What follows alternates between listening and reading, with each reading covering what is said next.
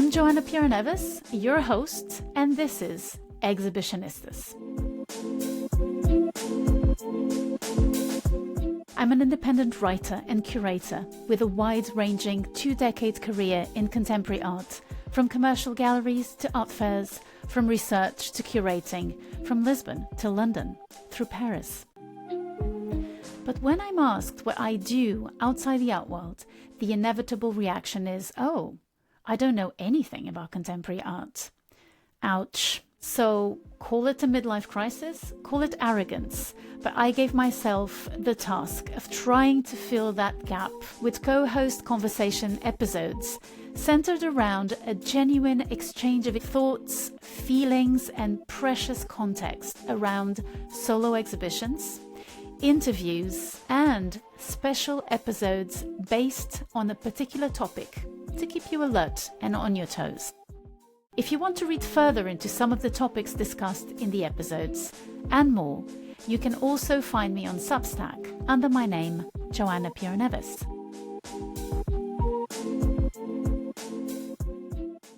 Hi there. A few notes on the episode you're about to listen to. So I'm interviewing Sarah Quang Sang because, to my knowledge, she has the only commercial gallery dedicated to showcasing and promoting art produced by women and queer artists in the UK. So the gallery is called SLQS and is located in Shoreditch in London. So when I mention the artist Bex Wade and the acquisition of their work by the V&A, so Bex Wade had an exhibition right before the current one at SLQS, I say that Bex Wade was the first non-binary artist in the collection, which is not correct. So when you get to that point of the introduction, remember that Bex Wade is a trans non-binary artist.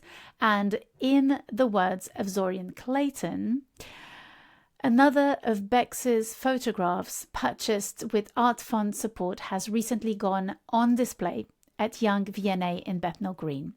This is believed to be the first time an out trans artist's work has gone on display in a permanent gallery at the V&A. End of quote. So this is to celebrate, and Zorian Clayton was the curator responsible for this acquisition. So it is important to set the record straight and also to be joyful and to celebrate this state of affairs at the V&A and in the permanent gallery. But it's also important, I think, to acknowledge the current climate of erasure of trans rights and the narrowing of notions of gender. And so I thought of reading an excerpt of a text Wade wrote for the summer edition of Art Review and available in its entirety there. So, as Sarah mentions eloquently in the interview, we are indeed living at a time where trans and queer communities are being failed and where gender is being reduced on a legislative level. So, reading a part of Bex Wade's text is to put it out there. It's my voice, but it's their experience. So stick around for the interview with Sarah and her fascinating trajectory, and then to listen to Bex Wade's words after the interview. Without further ado, let's do this, and thank you for being here.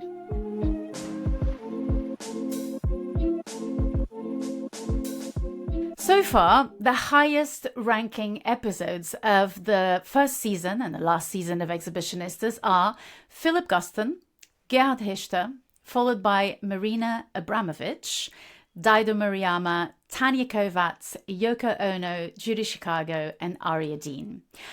I would have put my money on Abramovic, Yoko Ono, and Judy Chicago being the most listened to, especially because they've had so much press coverage, and two of them are two big stars. But Oh, and also, I'm a female host. So I thought, more females listen to females. But no, and you'll be surprised to know that the majority of listeners to the Abramovich episode are male. So I can tell you exactly the percentage. It's 62.5% and 37.5% are female, and there are no non-binary listeners. So this is really interesting because in the 8 ones, so if you don't look at ranking, there's 5 women and 3 men. But what's interesting as well is in the 12 episodes, we have more women than men. So that kind of reflects the program as well. And of course, this is anecdotal. We all know that to have real statistical data, you need far more examples and you need far more numbers. But it's still interesting. It's just one season. It's just one experience. But it's interesting to know that Abramovich coming in 3rd place is really telling, because she's a second generation, she's in the second generation of feminism, which is a very typical generation of saying, as she has said, that had she had children, she wouldn't have gotten where she did. Of course, she tracked back. She kind of course corrected on that one. But it's true that if you think back and look at the artists who made it from that generation, a lot of them had to kind of, what the 3rd generation of feminists have sort of read into their attitude, they kind of went against notions of the female gender. So, for example, being mums was a question. Counterexample, Mary Kelly, that we may talk about. So the reason why I'm mentioning these analytic results and these very questionable readings, of course, I'm very conscious of that, is because today I have a special guest. So this is an interview episode, a new star in the constellation of London galleries, Sarah Quang Sang, who has established a gallery in Shoreditch last year called SLQS, and which champions female, queer or non-binary artists. I was intrigued as soon as the gallery popped up on my Exhibitionistas Instagram feed. So the reason why my curiosity was piqued further is precisely because Sarah doesn't have your usual career path of art history, culture management, working at Sotheby's or Christie's, then working in commercial galleries, and eventually opening your own gallery, which, by the way, not many people take that step. So, dear listeners who are students, build your own career path. There's a lot of stuff out there to do. You can be an art advisor, you can work for funding in big institutions or small ones, non-profits, you can do lots of things. And Sarah did precisely that. So I decided to invite her because I thought, okay, I'm really interested. I want to know how exactly she arrived at Shoreditch. Who is this person? I thought. And, I won't know who she is at the end of the episode, but dear listener, I think we're going to really love listening to what she has to say. So Sarah is Franco-Vietnamese. She had a multicultural upbringing. She lived in many places, amongst which Cameroon, UK, France. She studied acting in Paris, and then she came to the UK, to Manchester, where she studied international business, finance, and economics. And then she moved to Dubai, where she lived for 8 years, and she earned a living in real estate while taking a keen interest in experimental theatre, of all things. She was co-founder of one of the city's first experimental theatre companies. But in her mid-30s, with a 2-year-old child, she returned to London for an MA in performance at Goldsmiths in 2016. She then became co-director of the charity Procreate Project, which promotes artist mothers, and through which she curated the first Mother Art Prize and Oxytocin Birthing the World exhibition program. And I'm quoting her here. She said, "Becoming a mother changed everything. My schedule, my mobility, my decisions." Speaking with the art newspaper, Quang Sang said that starting the gallery brings together the 2 parallel strands of her career, a career as an artist and in business. The gallery was launched on International Women's Day. Interviewed by Melanie Gerlis for the Financial Times, she described her venture as a long game.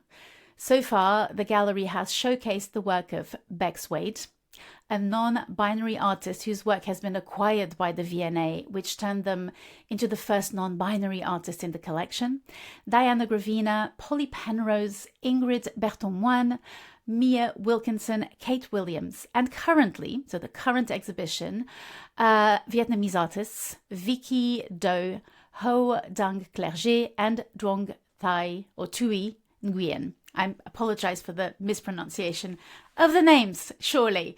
So, Sarah, welcome to the podcast. I'm really, really happy to have this conversation with you. Thank you so much. What a power introduction you've given me. I'm really flattered and really, really honored to be on your podcast. Thank you so much for inviting me. It's a pleasure because I did go to the gallery. We had a sort of a meeting and we spoke for about an hour. And I just remember leaving the gallery and thinking, well, that was not enough to answer the question, who is this woman? Why? How did she come here? But it really, really kind of sparked even more interest. So I'm going to ask you the first question. So this is Exhibitionistas. I'm always interested in knowing, where was your first connection to visual arts? How did it start? Was it in the family? Was it later in life? I must have been 8, and my parents took me to the Dali Museum in Girona, in Figueres. And so, Salvador Dali, basically, there was this municipal theatre that was destroyed during the Civic War, the Spanish Civil War, sorry. And he renovated the theatre, but the whole place is a work of art, and it's a surrealist work of art. And I went back actually a few years ago because I was just so struck by this memory. There is a car outside where you have to feed with people inside, and you have to feed it a coin. And when the coin drops, rain starts raining inside the car. And I just remember being totally mesmerized by this impossibility of raining inside. And how performative, I think, my interest in art has always been through performance. But I think, the taste for experimental also came from, when I was 9, my family moved to West Africa. We moved to Gabon for 3 years, and then we moved to Cameroon. And I was immersed, again, thanks to my mother. She was a cultural journalist, and she was fascinated and a huge supporter of the local art scene. So she really introduced me to, I think what I remember is really being immersed in music, by key African musicians, like Manu Dibango, Salif Keita, Angelique Didjo from Benin. This is also very much part of my childhood. So quite a classical training, but then also something very different, being immersed into the cultural richness of West Africa was also very pivotal in my understanding of the arts. Is there an exhibition that you can think of when you finally came to visual art that sort of made the cut for you, that kind of really showed you something new or made you decide that visual art was really where you wanted to go? Because you also have a practice as an artist, so there probably was a shift there. I'm presuming it was an exhibition, but it might not have been. It was my experience curating an exhibition with visual artists that really widened my perspective. I went back to study at Goldsmiths and I studied performance making. At the time I had a 2-year-old, and then in my second year I was also pregnant with my second child. And I was really looking for other artists who were mothers or carers. At the time, being a mother was a huge part of my identity. I think I probably felt that my identity was almost reduced to my mothering responsibilities. So there's a brilliant library, the Women's Art Library in Goldsmiths, and Althea, who runs the library, Althea Grinham, spoke to me about Procreate Project and Diana Gravina. She's the founder and director of this organization called Procreate Project, which is a non-profit space that really supports artists who are mothers and carers through several initiatives. And when I met her, she had the Mother House studios, which were artist studios with integrated childcare. She was piloting this new concept, but we also started working together on this symposium, which was Oxytocin, Birthing the World. But what really transitioned me from performances to the visual art is when she asked me to create the first Mother Art Prize. And that was really looking, we had an open call. It was on the theme of leftovers. What are your leftovers creatively in terms of your sexuality, in terms of your identity, when you are mothering? What is left unused? Can leftovers be used for your creativity? There was a winner as well, which was Mary Martin, who won for her film, The Divide.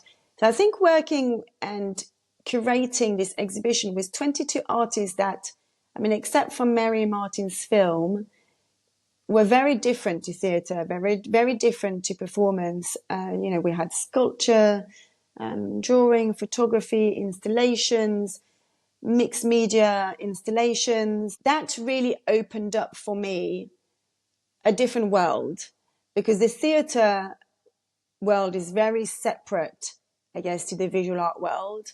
Performance is striding in between, rejecting theatre. As I guess my experience was like, going to Goldsmiths for 2 years was like performance, live art is essentially rejecting some of the tropes of performance. It's not acted. It's very much a lived experience. And then creating this exhibition really widened even more my perspective into visual art. Mm-mm-mm. And so in terms of your experience of being a mother and being at Goldsmiths, I'm really interested also if this experience has had an impact on how you see the art world as a professional structure. So like a set of unwritten rules and behaviors that are very much there, but that aren't spelled out as such, if I may say so. Like it's a life that is not very conducive to having a family. So did you think about that as well? And how does that entail then setting up a gallery? And in your gallery, do you think about those aspects? Yes, totally. When I was at Goldsmiths, I used to live in Bethnal Green, and Goldsmiths was an hour away from, door to door, really. It took me an hour to get to New Cross. I had a 2-year-old child that was between a childminder, a nursery. I had a very different life to the students who were in my course. They were all living in South London. They were all hanging out after lectures. I was just running back and forth. I had a child that didn't sleep. I was waking up at 5 trying to catch up with some work. It was a very different experience. That's taking me back to so many memories. That we probably try to forget how difficult having young children is. I had access to 2 residencies. I did a weekend with the Live Art Development Agency, which was, I think, the first weekend I had spent without my child, where I could focus exclusively on thinking and sharing with other participants in the residency. And then later on, a few years ago, again, I had the opportunity to do a 5-day residency with UK New Artists in Lincoln. Again, being child-free, being able to think, because I found it was just really difficult to even think, or to even have time to think really clearly. But But, you know, that's probably the maximum amount of time I could really go on a residency. You know, I talk to other artists who work in the gallery who have caring responsibilities as well. You can't just disappear for 1 month. You don't potentially have the support system, and maybe also you don't want to. And then when I was thinking about opening the art gallery, I mean, yes, of course, you know, I did think, oh, maybe I could work in an art gallery for a while. But I didn't think that was possible. I didn't think, you know, I want to have a life which is flexible. I want to be able to attend my children's sports day. And the 5 different Christmas events that were put on by the schools. From a personal level, I wanted to create an organization that can be flexible. I also wanted to set up a gallery that would discuss, you know, problematic definitions of what is an emerging artist, what is a mid-career artist. Can we remove these definitions? I removed date of birth from my artist biographies. I don't think it's relevant. I don't think it's relevant if you've done X amount of exhibition by the time you're 30. Have you been in an institution? I think we need to really rethink these definitions and be more inclusive by acknowledging that people have got different career paths. And if you are, you know, emerging or re-emerging, because you emerge in your 20s and then you got busy in your 30s, maybe you're back fully into your artistic practice in your 40s, you've got a life experience. But I'm also working with you know, artists who are younger and who are asking themselves, what happens to my career if I have a family? You know, can I work with a gallery that will support this? You know, and I think these are really important questions to think about and to have with collectors. You know, I went to Milan for Mega Art Fair in April, and I was quite surprised by a lot of collectors asking me, how old is this artist? Because I want to support an emerging artist. And really, you know, and I really had to be like, all right, hold on, let's stop. Let's discuss this. Let's have a conversation. When you move to the market, as you say, people have really specific expectations of what an artistic career is. So what you're doing is very interesting. And now I'm interested in knowing how the collectors reacted to your spiel. How did they receive your information? I think, you know, you can plant seeds, but it will take time. It will take time to have fundamental shift in the market. It will take time, and I can't be doing this by myself.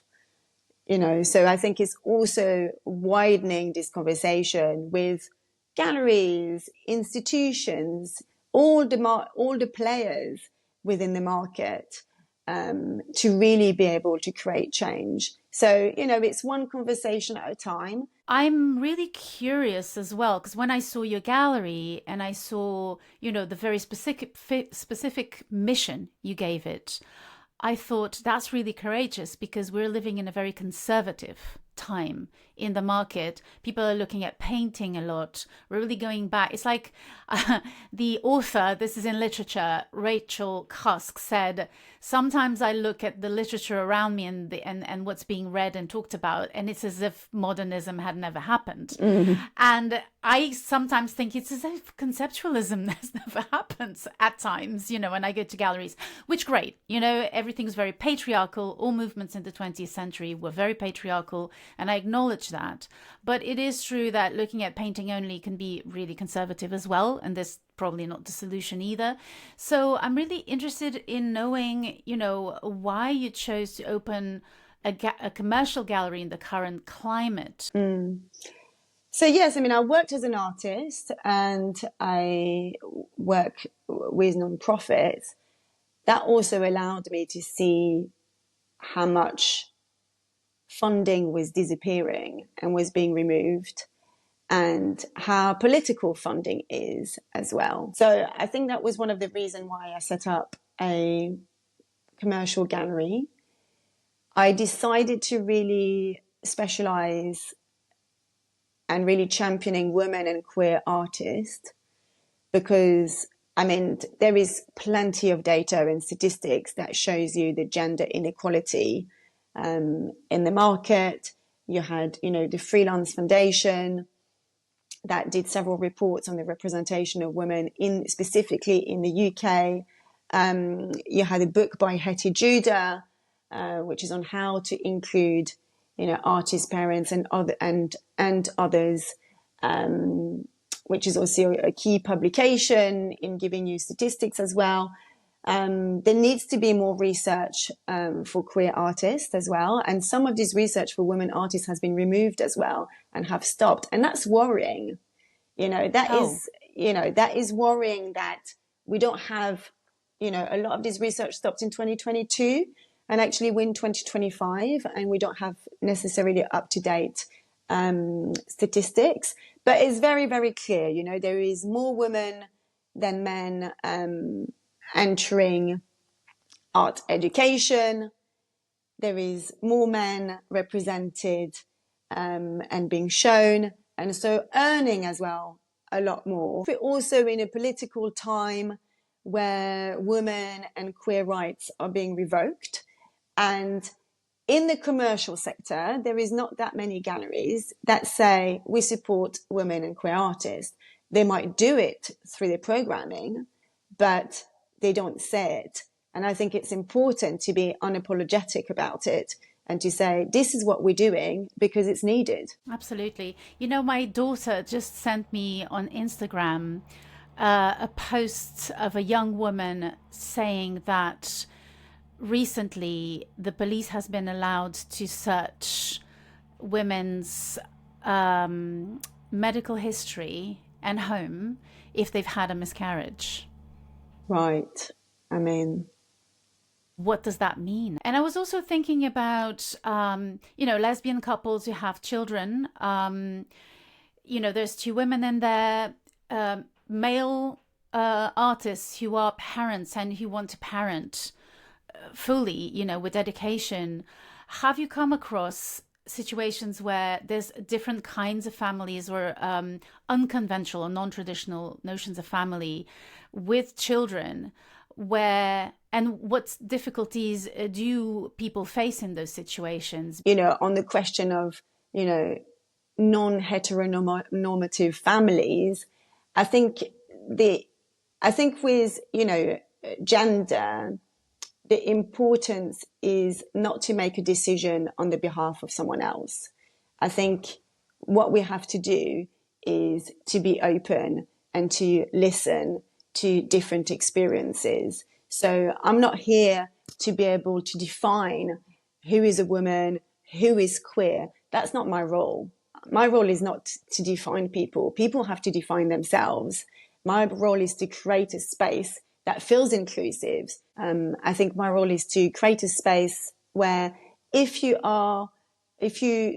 don't fit the heteronormative or you're not cisgender, that you can still be, you can still feel safe and you can still feel like this is a space for you. That takes me to my question about identity, which you've started talking about. So I don't know if you're familiar with this article that many people have been talking about, Dean Kissick's article, which was published in Harper's Bazaar about the fact that identity politics are destroying art and are making us look and curate bad art in museums. I was wondering if you see any pitfalls in this question of identity when it comes to the market. So you're talking about the Painted Protest, right? By the article by Dean Kissick that was exactly published. Thank you for saying the title, which I forgot.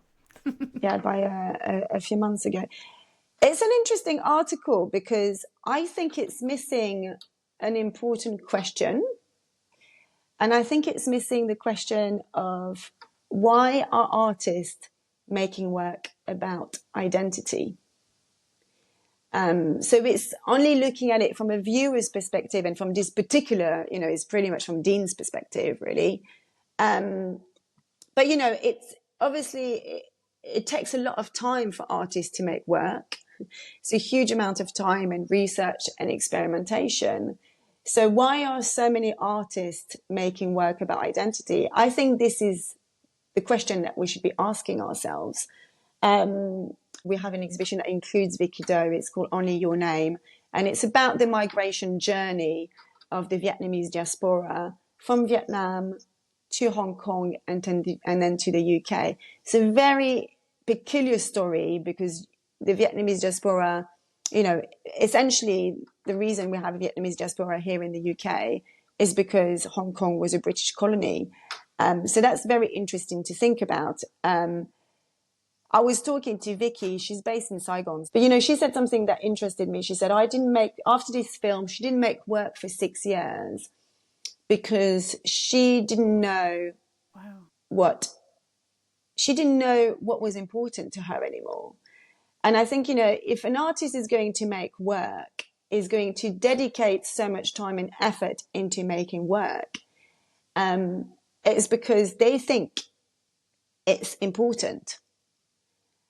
And there are so many, I think, this is the question we should be asking. So yes, okay, Dean is fed up with seeing so many work about identity, but it's obviously really important for this artist to be making work at that time. Often, I would say artists make work because it interests them on a micro level. So it might be based on a personal experience, but then often, artists will then widen their research onto a macro level. And so it is a reflection of society. And I think that in those times that we are now, where identities, are threatened, trans people are threatened, queer people are threatened, women's rights are threatened.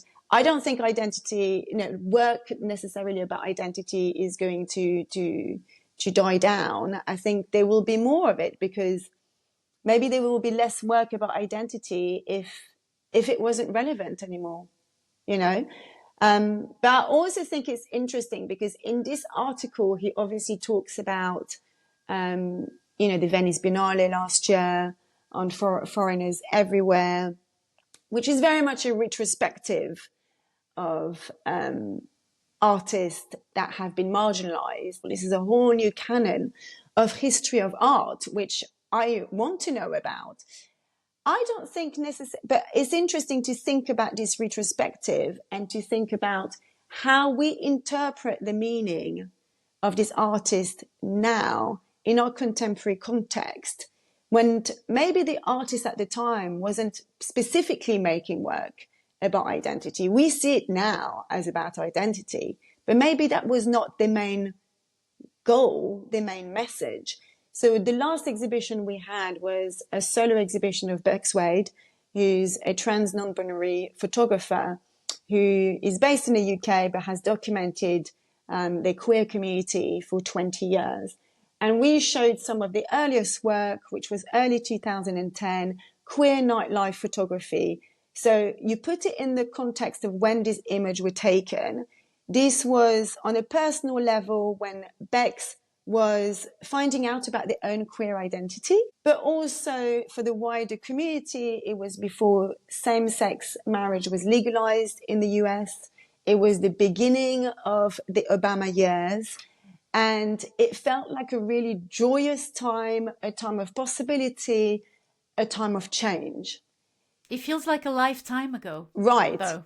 So now you fast forward 15 years later, we have this exhibition, we have these incredible, joyous pictures, photographs on our wall. 3 of them, like as you mentioned in the introduction, were acquired by the V&A. So they are of historical significance, a reflection of a certain time.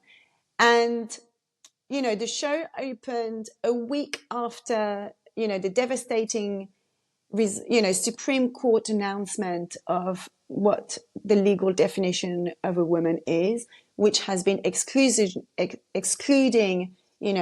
trans women and the trans community, and which was decided without discussion with the trans community, which was taking us back to a point we were talking about earlier, which is making decisions on behalf of others, And suddenly these images on the wall became really political. There was one particular image, which is called New York Nights, which was of a person. It was taken at a lesbian night.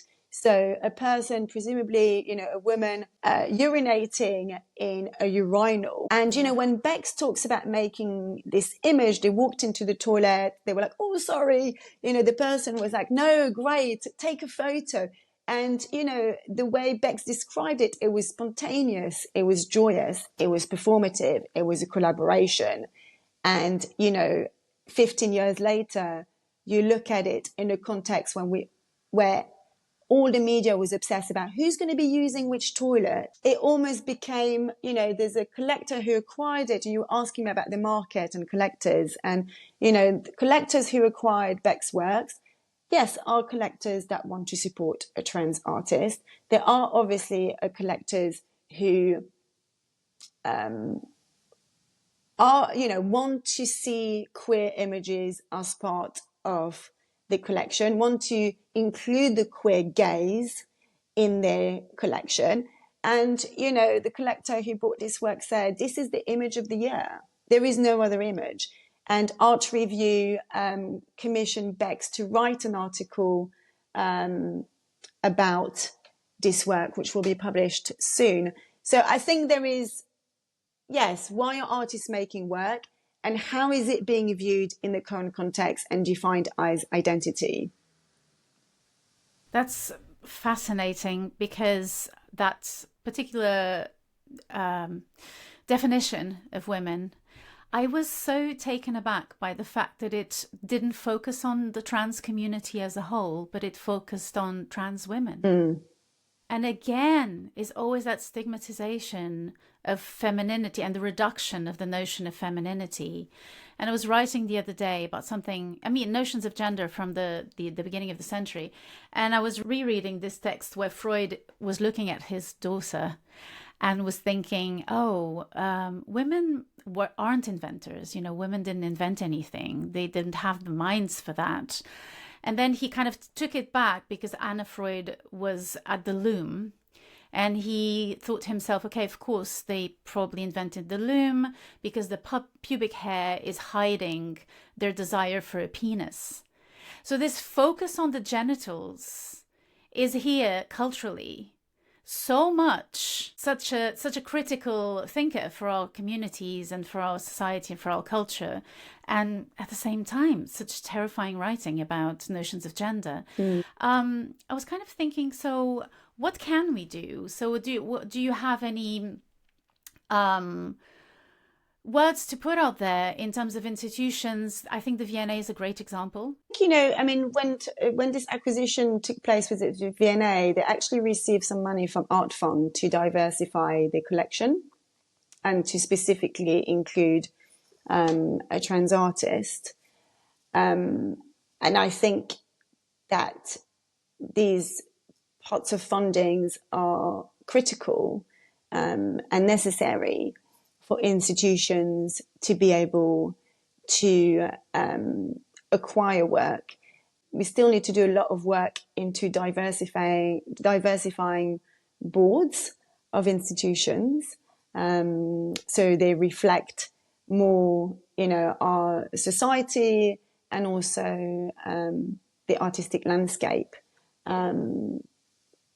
Who are the members of the artistic community more than the artistic landscape? You mean the opinion makers, the people who have power in those, decisional power in those institutions? Yeah, absolutely. I think in terms of decisional power, we need to have, obviously the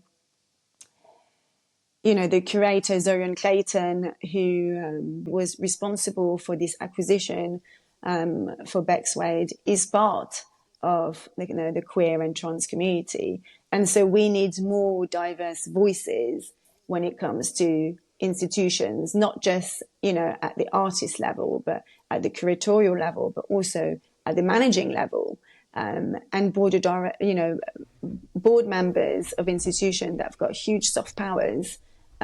So we need diversity across the board. I think with, the state of the public funding at the moment, I think that private collectors have a huge role to play. And agreed on all. Yes, absolutely. I mean, you know, it's interesting. I was part of the London Gallery Weekend this weekend, which is great. It's an event, you know, that invites 125 galleries to participate and to put on events all weekend.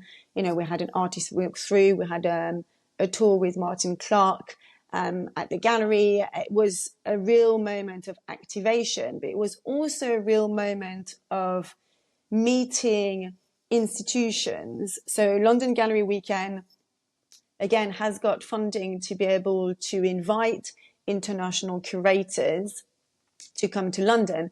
And so I met, you know, international curators in countries where there is no public funding. So I know we complain about our, you know, how much our public funding is decreasing, but actually there are countries that has no art council or that has no public funding at all. And there, you know, patronage, private institutions, private collections have a big role in making sure that all artists are supported, making sure that all genders are supported, and trying to rebalance that, you know, gender inequality which is in the market. Can you unveil a little bit what you're thinking about in terms of the future of the program of the gallery? Yeah, sure. I mean, we have a solo exhibition that's going to be in the autumn with Damaris Athene, who's actually the work that you can see behind me. Well, that's part of one of her series called Latent Space. And yes, I think that I'm really looking forward to Damaris because she's incredibly ambitious in her vision. And this is going to be her first solo exhibition in a commercial gallery. I've been following and I've been part of her journey for a long time. She was part of my first exhibition in a physical space on Conduit Street last June. And then I showed her at the Women Art Fair. I took her work in Mega, which was incredibly well received and all placed within private collections. So to be able to now be able to say, right, well, we've done all that journey and now, you know, you've got this space to do a solo exhibition. I think it's great collaborative process. She creates incredible installation and sculptures made of fabric and glass, and you know, her research goes incredibly in details and is about interspecies relationship, specifically in the underwater world, trying to make us think outside of bodies, trying to make us view our body materiality differently through intersection with other species, but also the digital. So I'm really excited about that. Again, I've got another solo show with Kate Williams, who was part of the first exhibition here in February. Again, an incredible, ambitious project. Kate creates large-scale fabric work, and she's going to create an installation in the gallery. I can't tell you much more because I want to keep it. It's so exciting. But yes, it's basically going to be, I guess, an immersive space where the gallery floors, ceilings, you know, will be, she'll create a cocoon essentially. And she plays a lot with perspective. I showed her work in Mega in Milan, which was probably one of definitely the favorites of the fair, because she plays a lot with illusions and perspective, and she describes her works as delicious. She invites you to enter a delicious illusion world, which is exciting. And obviously, I'm also looking at art fairs in London and also internationally. Are you thinking of representing artists? Are you going to work in a sort of a traditional model, or are you trying to reinvent the model a little bit? No, I'm looking to represent artists. I mean, so far I am working with artists which is flexible in a way where, you know, works are consigned, but if there are other opportunities for artists to show their work, opportunities are discussed. And essentially, I think that, you know, if you're an artist entering the commercial art world, it's probably beneficial for you to be working with different galleries. It's beneficial for the galleries as well. So I'm also working with, collaborative models. I'm taking Diana Taylor, one of the artists who was exhibiting my first exhibition, to do a solo show in LA in July with another gallery which opened recently as well, called Don't Look Project.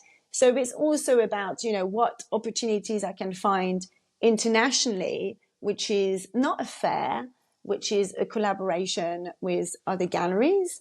I do want to represent artists, and I will be representing artists either by the end of this year or the beginning of next year. But I think it's important to take my time, and for both me and the artist to test the relationships before engaging into representation.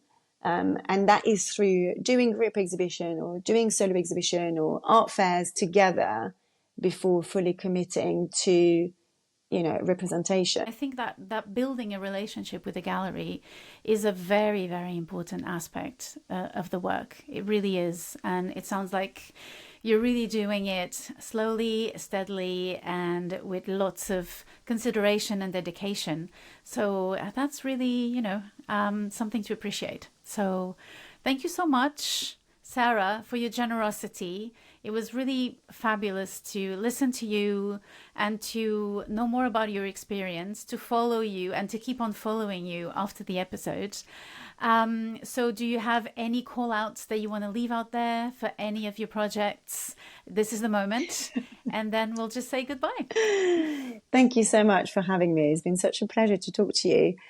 So we currently have an exhibition called Only Your Name, which I mentioned early on. It has 3 artists from Vietnamese descent, Vicky Do, Dung-Clerget, and Dung-Clerget. It's on until the 12th of July. So please come through. We open Thursday, Friday, Saturday, 12 till 6.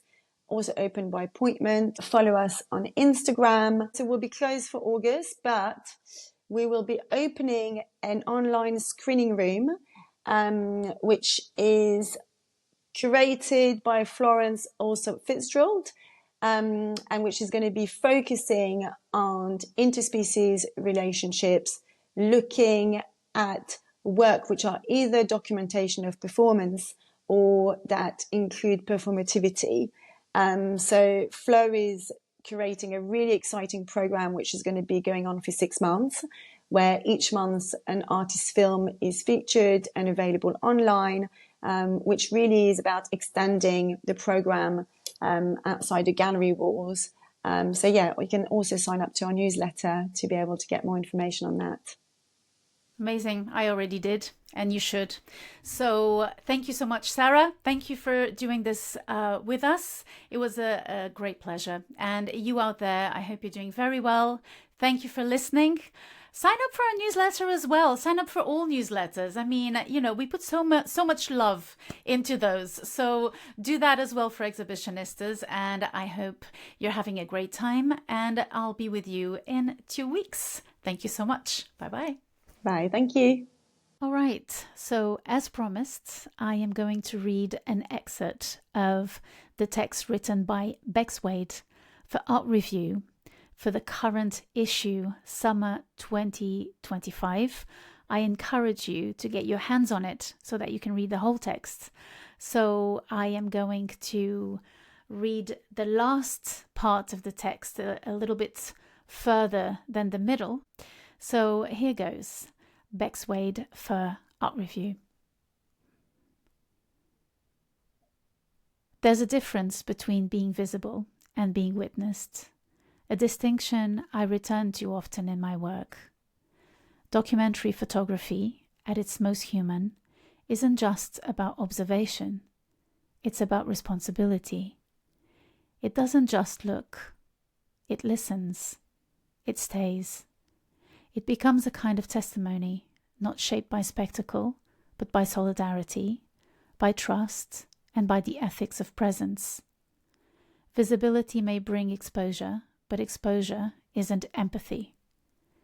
To be visible is to be seen. To be witnessed is to be felt.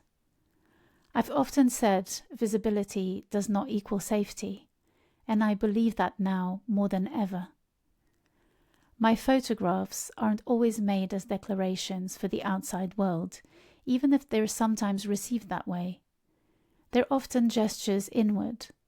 I photograph from within the queer and trans community as someone who shares the spaces, who has danced the nights, and who now marches the protests and prides. I carry their same fears. It's why I speak not of capturing moments, but of creating them together. Every image is built on trust, on shared understanding, on consent. And that consent is all-encompassing. It's at the heart of my work. Because I ask, whether someone is alone, in a crowd, or up a tree, as happened recently at a trans protest I was documenting for British Vogue. Our community is so often treated as if we don't deserve autonomy, in how we're acted towards, spoken about, or legislated upon. That truth was laid bare by the Supreme Court's ruling, which passed judgment on trans lives without hearing a single trans voice. It's a pattern. We are debated, defined, regulated, but rarely asked what we need, how we want to live, or how we seek to be protected.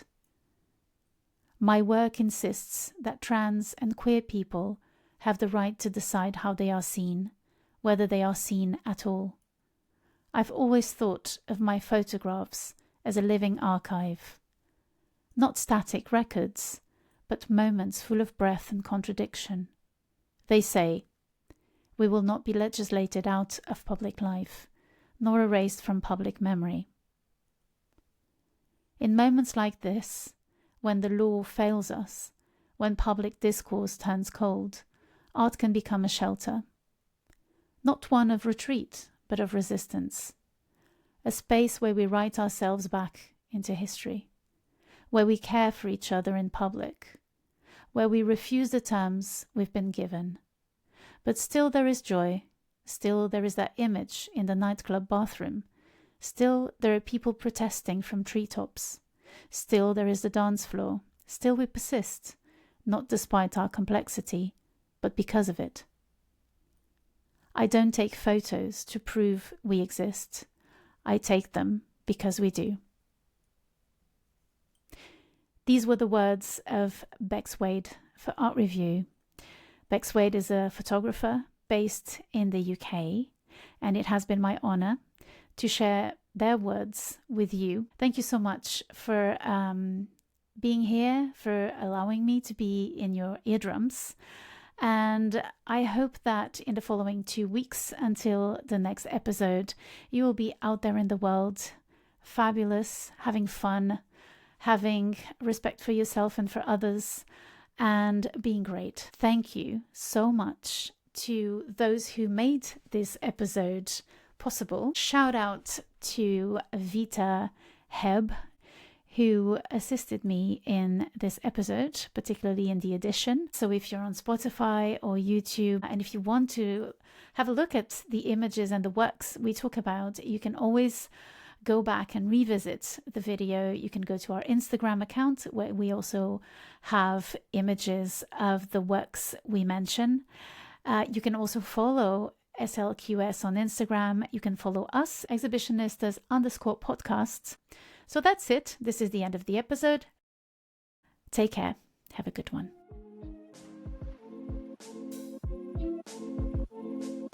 Exhibitionistas is an indie podcast with its perks and its productive challenges. But I'm very thankful to be in your eardrums or somewhere in your screens. Don't forget to support independent content. Give us a nice rating, subscribe to the newsletter, and if you can, click on the show's notes or go to our website and buy us a latte. Thank you for being here. Thank you for supporting us. Thank you for listening. Have a good one.